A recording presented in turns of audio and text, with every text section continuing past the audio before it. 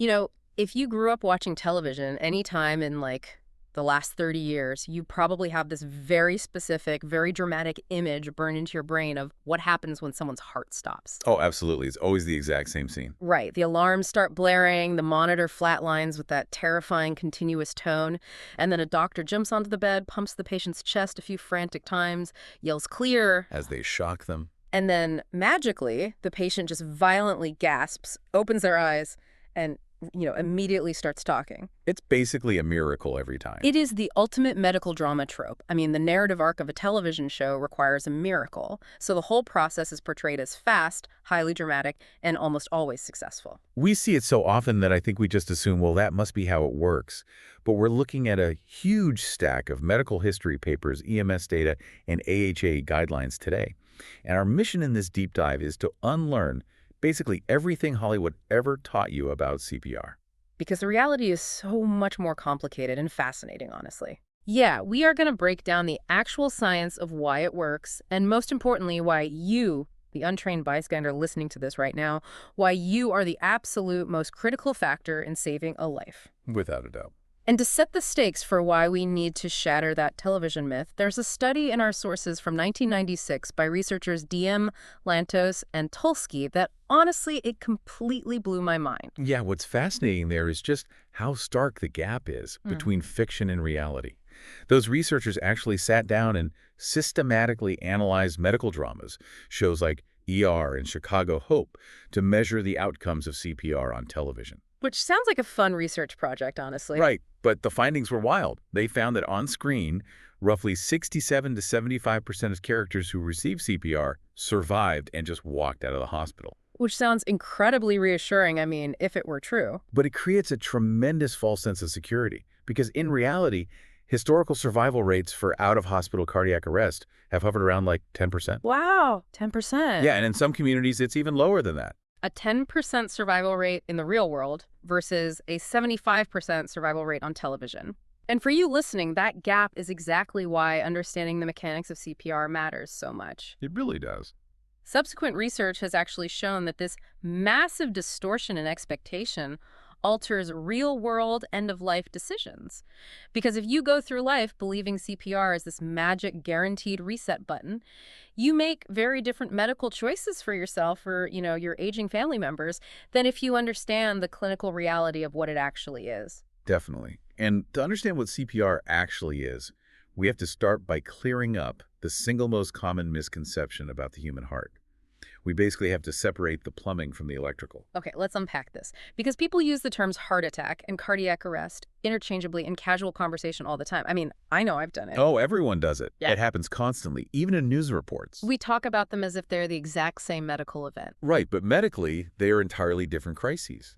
A myocardial infarction, which is a heart attack, is it's fundamentally a plumbing problem. Like a clogged pipe. A literal blockage, yes. It's a blockage in the coronary arteries, the blood vessels that supply oxygen to the heart muscle itself. Yeah. Blood can't get through, so a section of the heart muscle begins to starve and die. Which I imagine is incredibly painful. Extremely. But during a classic heart attack, the heart is usually still beating. It's still pumping blood to the brain. Yeah. And the rest of the body, it's doing so less effectively, and tissue damage is occurring. So the plumbing is backed up, but the machine is still running. Exactly. Sudden cardiac arrest, on the other hand, is an electrical problem. The heart's internal pacemaker and electrical signaling system completely malfunction. Like a short circuit. Pretty much. Often the lower chambers of the heart start quivering chaotically instead of contracting in a coordinated rhythmic way. That specific erratic rhythm is called ventricular fibrillation, or VFib. Yeah, fib, okay. And when the heart is in VFib, it is pumping absolutely zero blood. The engine hasn't just sputtered, it is completely seized up. Okay, I want to make sure I'm visualizing this correctly. If cardiac arrest is an electrical issue where the pump has completely seized, what is pushing on the chest actually accomplishing? That's the big question. Because the myth is that pushing hard enough shocks the heart back into a normal rhythm. But if it's an electrical short circuit, mechanical pumping shouldn't fix that. Let me try an analogy here. Go for it. Let's say you have a gasoline engine, like a lawnmower, and the spark plug completely dies. Pumping that little rubber fuel primer bulb over and over isn't going to fix a broken spark plug. No, it won't. But manually squeezing that bulb does keep fuel pressurized in the lines, right? So that the engine doesn't completely dry out and ruin the carburetor while you wait for someone to bring a new spark plug. That is a highly accurate way to look at it, actually. Yeah. You're maintaining the internal pressure of the system. And that highlights the central medical reality that most people misunderstand. CPR does not restart the heart. Wait, it doesn't restart the heart at all? Almost never. It almost never converts a lethal rhythm like VFib back to a normal sinus rhythm on its own. That is a huge paradigm shift. It's a profound shift in understanding. What CPR does is buy time. When the heart stops pumping, brain cells begin dying within 4 to 6 minutes due to a lack of oxygen. Just 4 minutes. Wow. Right. So what you're doing when you perform chest compressions is acting as an external manual pump. You are physically squeezing the heart between the sternum and the spine. Ouch. Yeah. And by doing that, you alter the pressure inside the chest cavity to force whatever oxygenated blood is left in the system up the carotid arteries and into the brain. You're delaying irreversible cell death. So you are a bridge. You are the literal bridge to the mechanic with the spark plug. And in this scenario, the mechanic is an automated external defibrillator, or an AED. The machine that shocks them? Exactly. The defibrillator is what delivers the massive electrical shock to stop the quivering and reset that chaotic rhythm. But here's the catch.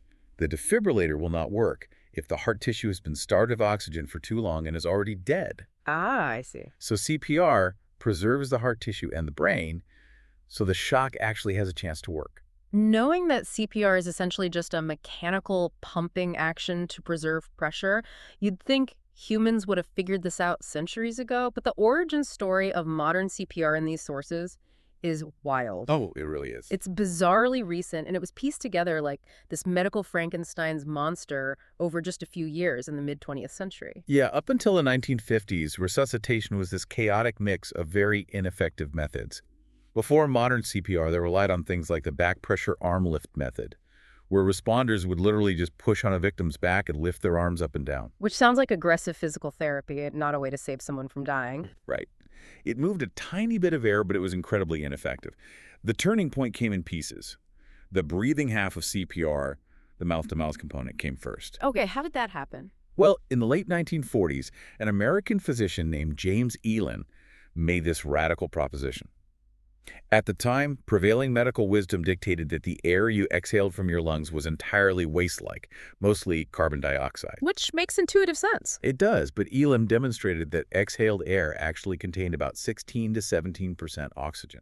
And since normal room air is about 21% oxygen, 16% is still plenty to sustain life. We simply don't absorb all the oxygen we breathe in. Exactly. He realized that. And to prove it, he didn't just run theoretical models. He tested it by blowing his own exhaled air into anesthetized patients to keep their oxygen saturation up. Wow, just directly into patients. Yeah, and he even self-experimented in front of deeply skeptical colleagues. He proved the physiological concept.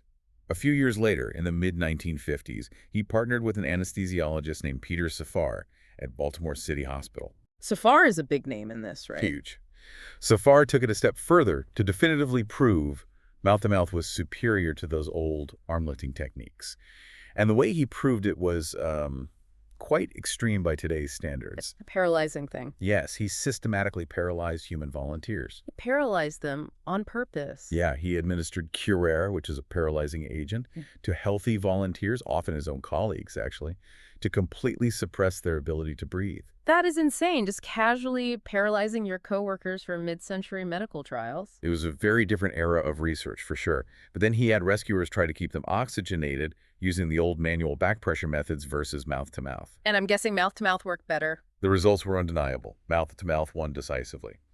Safar published these findings, and in 1957 he actually coined the famous ABC mnemonic airway, breathing, circulation, in a manual called the ABC of resuscitation. So that solved the breathing half. But the compression half, the actual violent pumping of the chest, that didn't come until 1960 at Johns Hopkins. And it sounds like it was basically a complete accident. It was. It was an accidental observation by an engineer named William Cowenhoven, who was working with a surgery resident named Guy Knickerbocker and a cardiologist named James Jude. So what were they trying to do? Well, before 1960, if a patient's heart stopped, the standard of care was open chest cardiac massage. A surgeon would literally take a scalpel, crack the chest open, reach their hands inside the cavity, and squeeze the heart manually. Oh my God. Which obviously requires a highly sterile operating room and, a surgeon. You cannot do that on a sidewalk outside a grocery store. No, nor should you try. But Knickerbocker was running experiments on dogs, pressing very heavy external defibrillator paddles onto a dog's chest. Okay. And he noticed, purely by observation, that simply pressing down heavily on the chest wall caused the dog's blood pressure to temporarily spike. So he was accidentally squeezing the internal pump without having to actually open the chest to get to it. Exactly. He was altering the intrathoracic pressure. They realized that rhythmic, deep, external compression of the sternum could effectively circulate blood. That's incredible. They published a landmark paper in the Journal of the American Medical Association in 1960 called Closed Chest Cardiac Massage. Suddenly, you didn't need a scalpel to keep someone alive. Safar, Jude, and Cohenhoven ultimately combined the breathing and the compressions into the unified technique we now know as CPR. And to train the public on this new unified Frankenstein technique, they realized they needed a dummy, which introduces, honestly, one of the most uncanny, haunting details in this whole stack of research. The face. Yes. In 1960, a Norwegian toy maker named Osmund Lærdal was hired to build a lifelike training mannequin. He created Rasushi Ann. But for the face of this mannequin, he used a mold of a famous Parisian death mask known as L'Inconnue de la Seine, the unknown woman of the Seine. Right. It was supposedly cast from the face of a young woman who drowned in the river in the 1880s. It is a remarkable piece of history. Because of that choice, for decades, millions of people around the world have learned how to save a life by pressing their lips against the death mask of an anonymous 19th century drowning victim. That is so wild. She's often called the most kissed face in history. It is beautiful and intensely creepy all at once. But it worked. I mean, the dummy allowed mass training. So they had the technique and they had the training tool. But having a medical technique doesn't save lives if you can't get it to the person before their brain dies. Exactly. If we connect this to the bigger picture, creating the technique was only half the battle. That localized medical discovery had to be turned into a massive public health strategy. Right. A system. Yes. In 1991, researchers formalized decades of EMS data into a framework the American Heart Association called the chain of survival. The idea is that out-of-hospital survival relies on a sequence of events, and it's only as strong as its weakest link. The original links were early recognition and calling 911, early CPR, early defibrillation, and then early advanced life support by paramedics, right? Yes, and it has evolved. In 2015, they expanded the chain to recognize that post-cardiac arrest care in the hospital is just as critical. They added a link for things like targeted temperature management. I saw that in the notes and wanted to ask about it. Why do they cool the patient's body down after they finally get the heart restarted? That seems totally counterintuitive. It addresses something called reperfusion injury. Think of it like this. When brain cells are starved of oxygen during cardiac arrest, they become incredibly fragile. Okay. If you suddenly restart the heart and blast those fragile, starving cells with a massive rush of oxygen-rich blood, it paradoxically causes a massive inflammatory response. Like shocking the system too hard. Exactly. It's like throwing gasoline on smoldering embers. The brain swells, which causes severe damage. So by lowering the patient's core body temperature, doctors slow down the brain's metabolism. They are essentially putting out the inflammatory fire to protect the neurological function while the cells recover. Okay, that makes perfect sense. Cooling the engine so it doesn't overheat when you turn it back on. But the true power of this chain of survival really relies on those first few links, recognition, CPR, and the shock happening almost instantly. The data on this is staggering, honestly. When we look at environments where the response time is essentially zero, the survival rates completely transform. A famous study from the year 2000 by Terence Valenzuela looked at cardiac arrest inside Las Vegas casinos. Because casinos are basically the ultimate surveillance state. I mean, they have cameras on every square inch of the floor, and they have roaming security everywhere. There are absolutely no blind spots. If someone collapses at a slot machine, security knows instantly. In this study, the casino security guards were heavily trained in CPR and equipped with AEDs. And what were the results? The data showed that when a patron collapsed in sudden cardiac arrest, and the guards delivered a defibrillator shock within 3 minutes of that collapse, 53% of those patients survived to be discharged from the hospital. 53%. When the national average out in the real world was hovering around 10%. That is a massive jump. It completely proves that the system works if you eliminate the time delay between the collapse and the shock. It fundamentally changes the math. And we see similar evidence at the city level too, right? Seattle's Medic One program. Yes. Started in the 1970s by cardiologist Leonard Cobb, he paired a highly trained paramedic system with a massive citizen training initiative called Medic 2. Where they trained regular people? Right, they trained over 100,000 ordinary residents in CPR. The result was that if you collapsed in Seattle, there was a massive statistical probability that a random person next to you would start compressions immediately, bridging the gap until paramedics arrived. Seattle became famous as the best place in the world to have a cardiac arrest. Yeah. But how do we know their numbers were actually better than anywhere else? That is because of the Utstein style. Before 1990, comparing survival rates between cities was completely impossible. Well, different cities defined cardiac arrest differently. They started the clock at different times, and they measured survival differently. Oh, so the data was just a mess. Exactly. But a consensus conference at Utstein Abbey in Norway created a standardized template for reporting resuscitation data worldwide. That allowed researchers to definitively isolate bystander intervention as the primary variable changing outcomes. Because the math of survival is just brutal. The sources show that every single minute that goes by without defibrillation, the chance of survival drops by 7 to 10%. When no CPR is being performed, yes, the VFib rhythm degrades, the cells starve, the brain dies. But here is the critical detail. If a bystander is performing high-quality CPR, that drop in survival slows down to just 3 to 4% per minute. So you are literally buying time. You're slowing down the clock of cell deaths. Exactly. But if this system was working so well and the ABC method from Peter Safar was the gold standard for 50 years, why did the American Heart Association completely overhaul the rules in the 2000s? It was a big shift. Yeah, because in 2010, they flip it from ABC to CAB compressions first, airway and breathing last. This raises an important question about human behavior. The shift to CAB was driven by failure analysis. Researchers realized that the ABC sequence was creating dangerous hesitation. Like people freezing up. Yes, laypeople and even some professionals were wasting critical time trying to tilt the head, open an airway, or struggling to get a good seal to deliver a breath before they ever started pumping the chest. Or they were just terrified of catching a disease from a stranger. The psychological barrier was immense. The data showed that bystanders often refused to perform mouth-to-mouth on a stranger, which meant they did nothing at all. Wow, so they just let them die because of that fear. The fear of doing it wrong, or the physical aversion to the breathing component, was paralyzing people. So flipping it to compressions, airway, breathing, prioritized the most vital action pushing blood to brain and empowered people to act immediately. Wait, I'm struggling with this. For decades, we were told that getting oxygen into the lungs was the absolute most important part of staying alive. Are we saying that doing zero breathing is actually medically superior? It's a valid question. Or is hands-only CPR just a dumbed-down compromise for squeamish bystanders? Are we accepting a medically inferior technique just to get people to do something instead of nothing? That is the exact debate the medical community had. But the answer is no, it's not a compromise. For sudden, witnessed adult cardiac arrest, hands-only CPR is medically justified and in many cases superior in the first few minutes. Really? Yes. A cardiologist named Gordon Huey at the University of Arizona championed this. He called it cardiocerebral resuscitation, focusing entirely on the heart and the brain. So how can zero breathing be better for the brain? It comes down to hemodynamics.